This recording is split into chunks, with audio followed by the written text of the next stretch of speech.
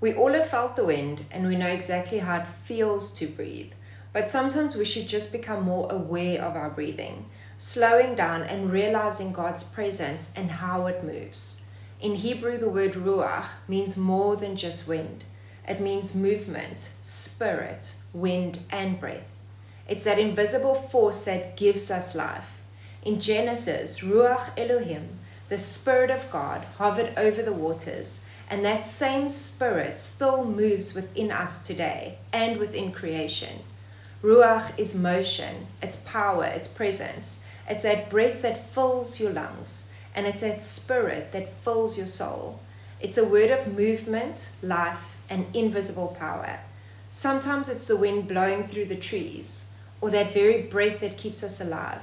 Sometimes it's the Spirit of God moving through a person or a place, but just become more aware of that movement. Ruach might be unseen to your physical eyes, but it is definitely not unfelt.